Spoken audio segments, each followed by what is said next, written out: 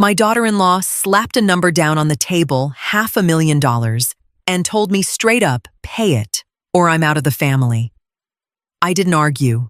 I didn't fight back. I just gave them 3 days. On the 3rd day, my phone had 98 missed calls, and nothing had changed in their account. The only thing that changed was me. You pay the $500,000 in debts or you're no longer our mother. Those words hung in the air like thick smoke in my clean kitchen in a quiet, upscale neighborhood outside Seattle.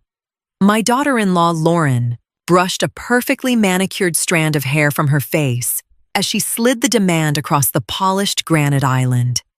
My son, Ryan, just stared at his shoes, too weak to look me in the eye.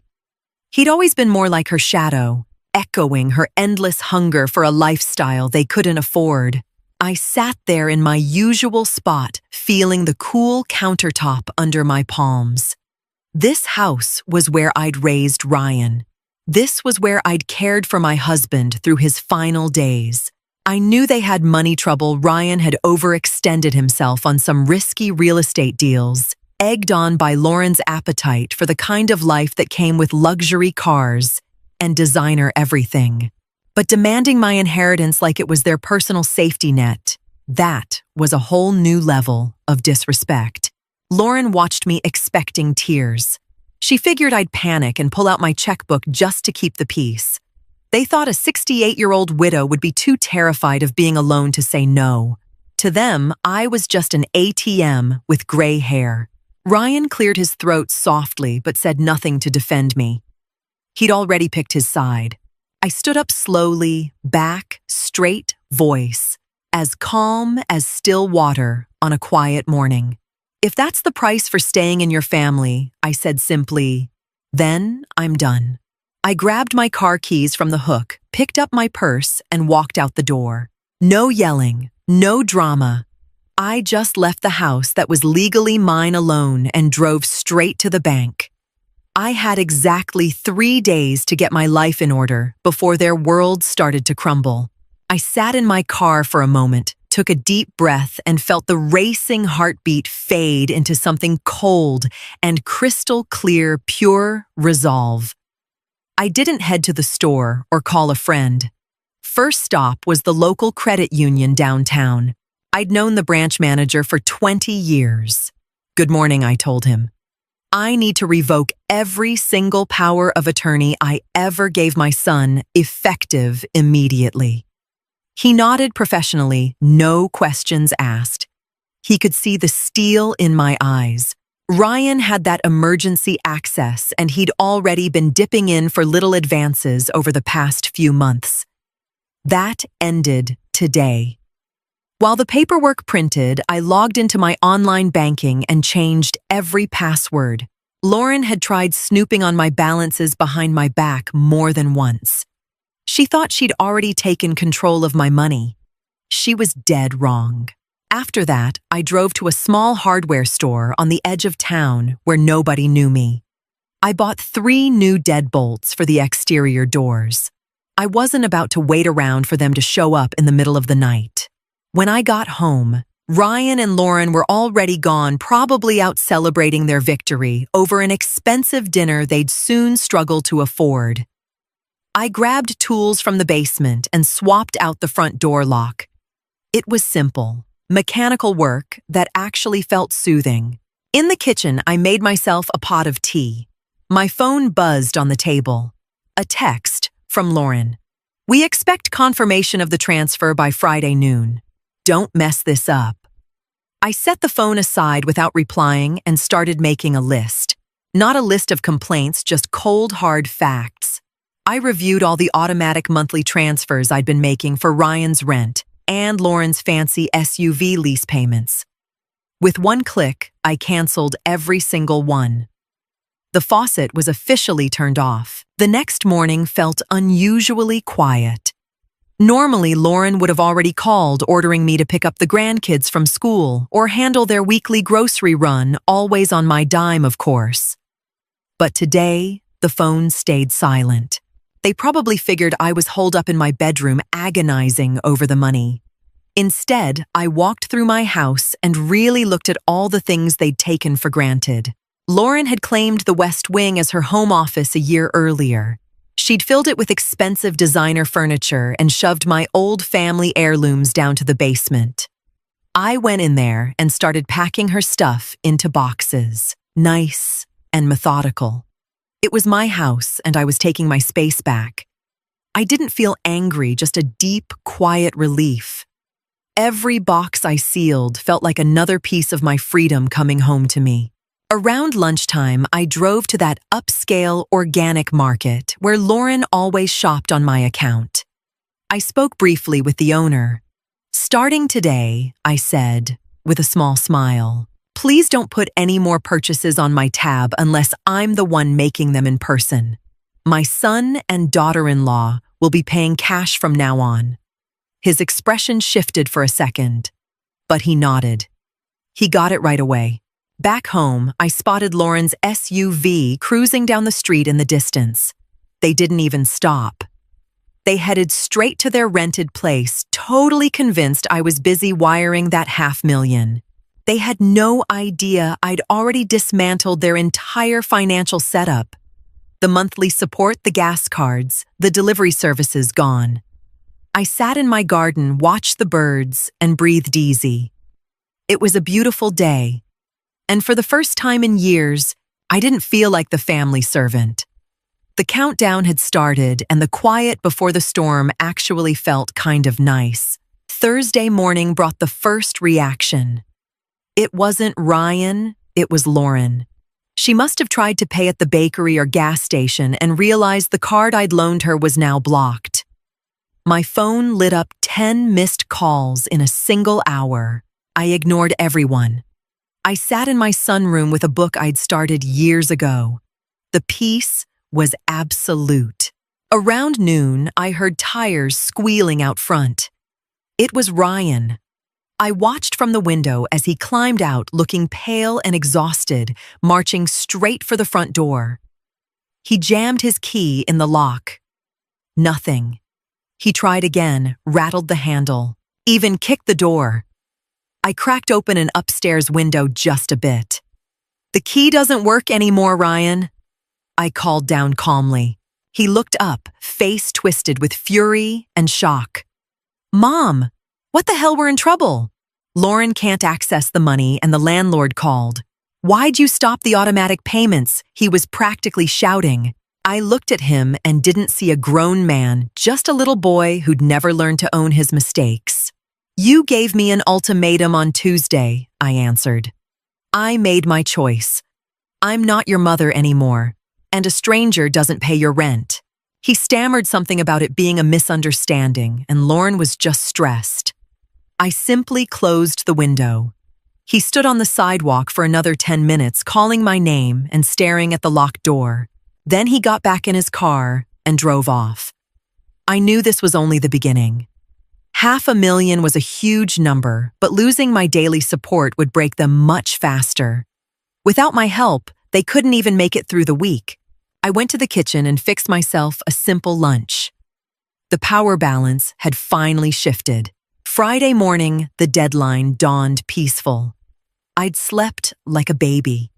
I'd left my phone in the kitchen overnight. When I turned it on after breakfast, I could hardly believe it. 45 missed calls and a flood of texts. Lauren was threatening. Ryan was begging. The tone flipped every 10 minutes between rage and raw desperation. They were completely out of options. I drove into downtown Seattle for an appointment with my financial advisor. I wanted to make sure my will and all my legal documents were ironclad. "You seem very determined today," he noted. I signed the papers that officially removed Ryan as my primary heir as long as he stayed married to her. Instead, I set up a foundation for disadvantaged kids. This wasn't about revenge. It was about protecting what I'd built. As I left the office, I spotted Ryan and Lauren sitting in a cafe across the street. They looked wrecked.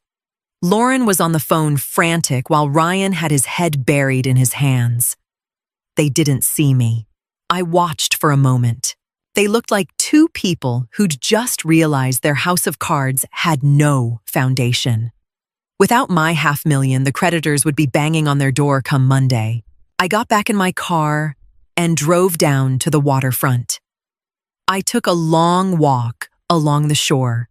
My phone kept buzzing in my pocket. The missed calls climbed to 60, then 80.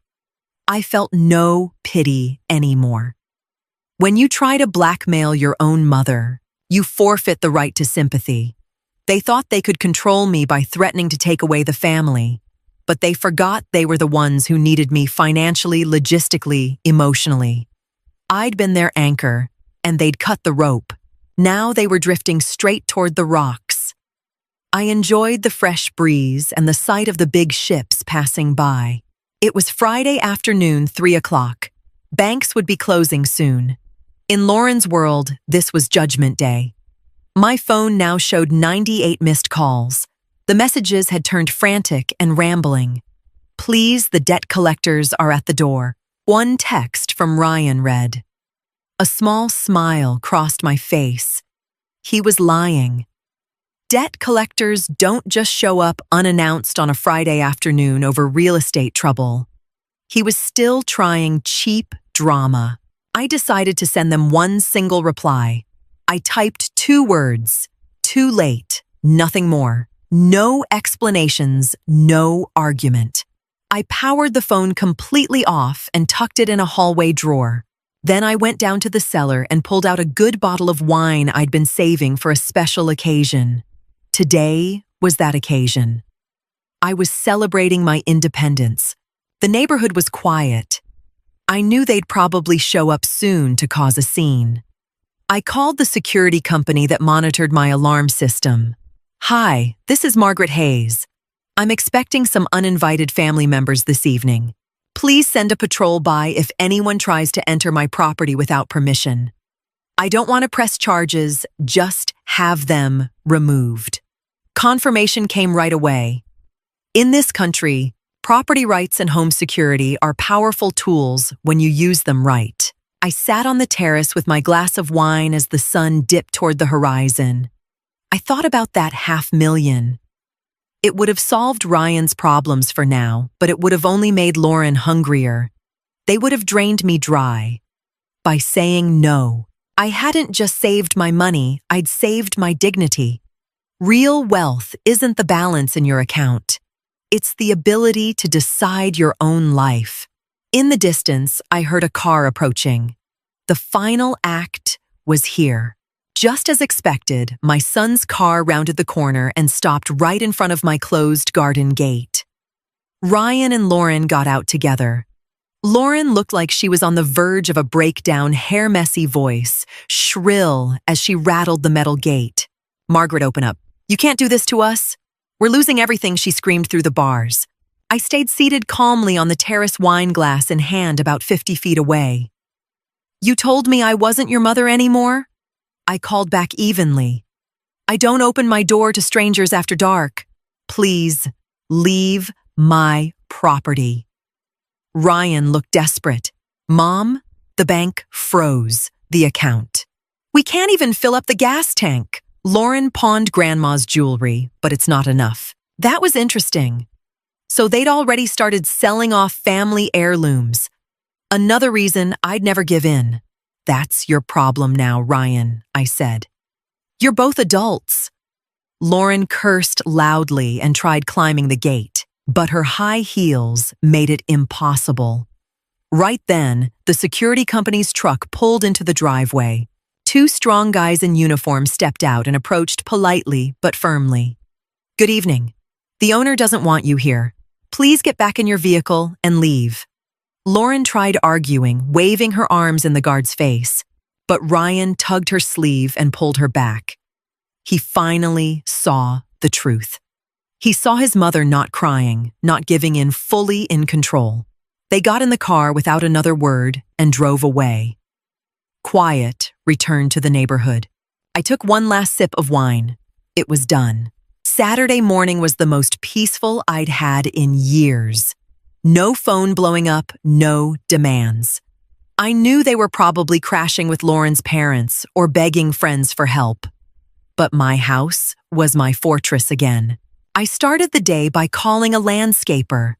I wanted to redo the garden, get rid of those sterile plants Lauren had chosen, and bring in wildflowers and old-fashioned roses. I was finally spending my money on things that brought me joy. I walked into town for fresh pastries. Neighbors greeted me like always. No one knew about the drama behind closed doors, and that was just fine. I felt light. The fear of losing Ryan that had paralyzed me for years was gone. I hadn't lost him. I'd lost the illusion that he truly loved me. And that realization set me free. In the afternoon, I finished clearing out Lauren's things from the West Wing. I found a hidden notebook where she'd meticulously listed how much she expected to inherit after I was gone. She'd even calculated how she'd sell the house and invest the proceeds. I read it without anger. It only confirmed I'd made the right call.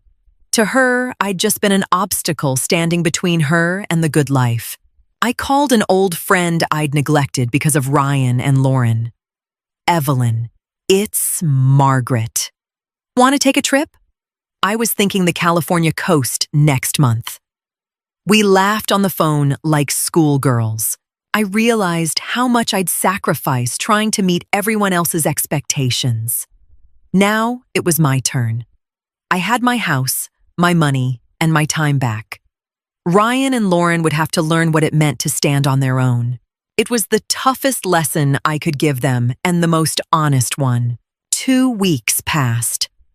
I heard through the grapevine that Ryan and Lauren had to move out of their place. They were now squeezed into a small 2-bedroom apartment on the outskirts far from the nice neighborhood. Ryan had taken a second job just to cover the interest payments. Lauren was supposedly working part-time at a boutique. Their pride was shattered, their arrogance gone. The $500,000 debt was still there, but now they were scraping together small payments. One day a package showed up on my doorstep. It contained some of my old heirlooms they hadn't sold yet, along with a short note from Ryan. "I'm sorry, Mom. I messed everything up. Lauren and I just fight all the time now. I don't know if we're going to make it." I read it twice. It wasn't another plea for money, just the raw admission of failure. But I didn't reply right away. A letter didn't erase years of disrespect. I spent the afternoon packing my suitcase for the coast. I looked at photos of my husband. He would have been proud. He would have wanted me to stand up for myself. I felt like I'd finally closed the book on the past. My house was peaceful again, not a place of blackmail. All of Lauren's boxes had been donated or tossed. I stepped into the garden and saw the first buds on the new roses. It felt like a symbol of my fresh start. I was in my late 60s, but my life felt brand new. I'd learned you can't save someone who doesn't want to be saved, and money can never buy love. Ryan would have to find his own way without my safety net. Maybe one day he'd become a better man carrying the weight of his own choices. Until then, I was unavailable. I locked the front door and headed to the airport. The world was big, and I was finally ready to see it. 3 months later, I sat on my terrace enjoying the view of the water. The trip had opened my eyes. I wasn't the lonely widow people could push around anymore.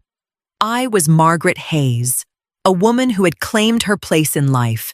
Ryan sent occasional messages with short updates about his days. He and Lauren had split. She couldn't handle living without the luxuries and had moved on to another man who could hopefully give her more. Ryan was working hard, paying down his debts, little by little. He didn't ask for money anymore. Instead, he asked for recipes or memories of his dad. We were slowly rebuilding, but on an entirely new footing. He came to visit sometimes, but he no longer had a key. We'd sit in the garden with coffee, and he respected my boundaries. He finally understood the house was mine and my money was mine. The roles were clear at last. I'd hired some help around the house and started volunteering with the foundation I'd set up to receive my estate one day. It filled me with real satisfaction knowing my money would eventually do good instead of funding Lauren's shopping sprees. I'd used my financial control to create fairness for myself and for others. People often say blood is thicker than water, but I'd learned that respect is the real foundation of any relationship. Without it, family is just a word too often used to manipulate and control. I'd broken the chains of other people's expectations. Ryan was still my son, but now he was a responsible guest in my life, not a parasite. I looked out at the water and smiled. I was 68 years old. I was on my own. But I had never felt lonelier than when I was twisting myself into knots trying to please everyone. Now I belonged to myself. That was the most precious gift I'd ever given. Family isn't a place where your kindness comes with a price tag. Sometimes you don't lose them, you just stop financing them.